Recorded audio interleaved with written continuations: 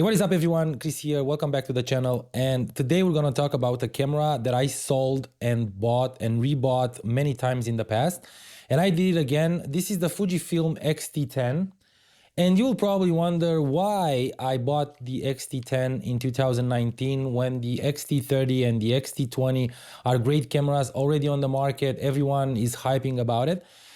Well, let me tell you why and what is the thing that drives me all the time to this camera. First of all, I really love Fujifilm and I'm a Sony shooter, as you probably know already if you're subscribed to the channel. If you don't, please go ahead and subscribe and don't forget to hit that bell button to be notified every time I'm putting a video up.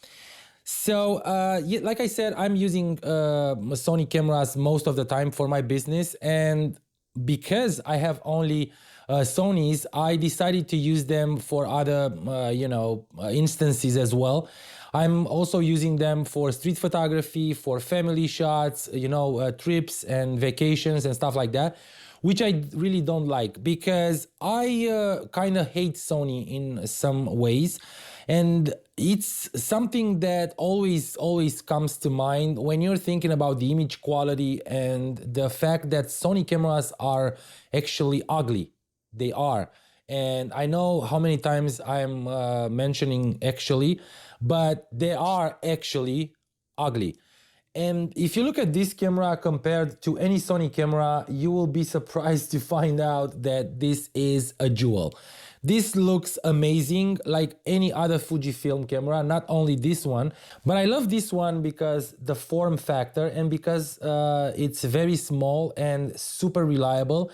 It has a 16 megapixel sensor in it. It's an APS-C sensor, so it's perfect for everything else than, let's say, professional, though I would say I would never ever have a problem shooting professional jobs with this camera or any other Fujifilm for that matter. But this one for street photography, for family photos, for vacations, for stuff like that, this is amazing. So I bought it. I paid only $200 for it, which puzzles me because the camera looks pretty good. It's like in new condition. It does have some scratches on the screen, but other than that, it does work like a new one and it looks like a new one. I love the fact that it's the silver edition. I only had two silver editions. This is the second one, and I had two blacks. So this can be, the fourth XT10 that I owned. I really like this camera. No matter what, I don't know what you guys thinking of me saying this over and over again, but I really love this camera. So how am I using it? Like I said, for family photos and trips and vacations and stuff like that, but mostly for street photography. And I actually trained my eyes to use this camera with only manual lenses. Like I said, I used SLR systems in the past when I was shooting film, and I don't have a problem using manual focus lenses, and I have a bunch of them, as you can probably tell already. These are Minolta and Nikon lenses. I love Nikon. Like I said, I used to be a Nikon shooter.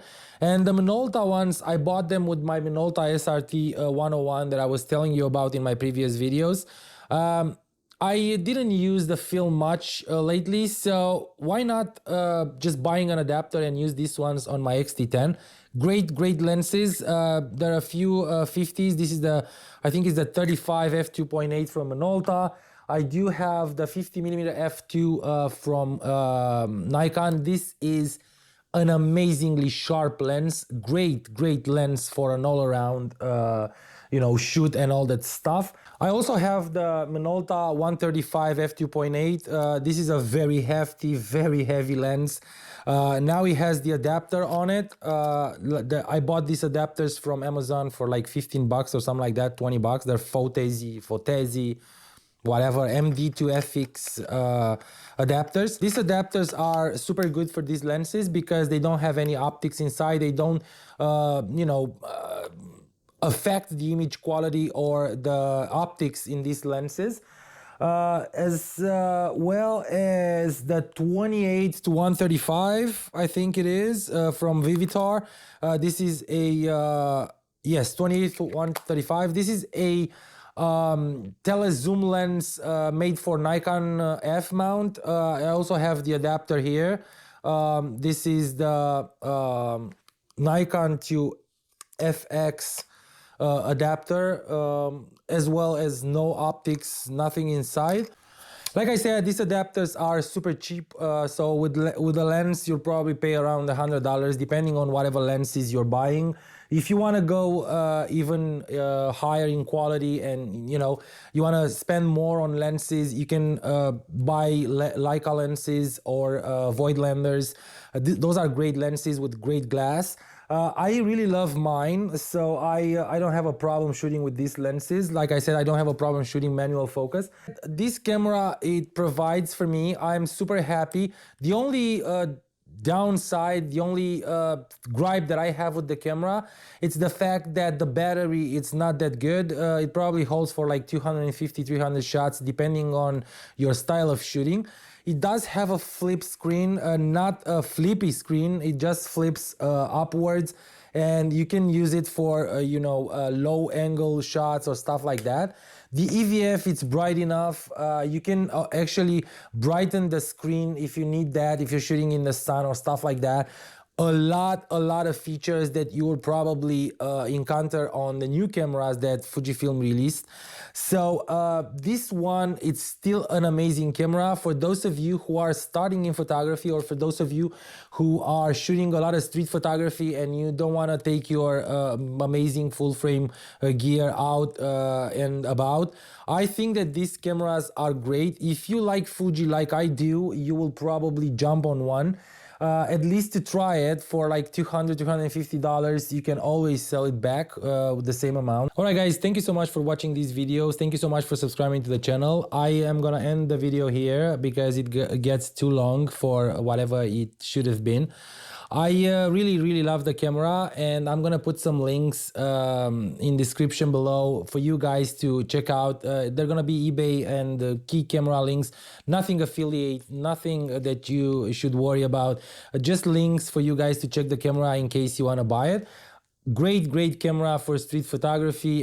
Great camera to use with vintage lenses and adapters and all that stuff. 16 megapixel sensor, a camera that shoots 1080p at 60 frames per second. I think that all this stuff should be appealing to you even in 2019.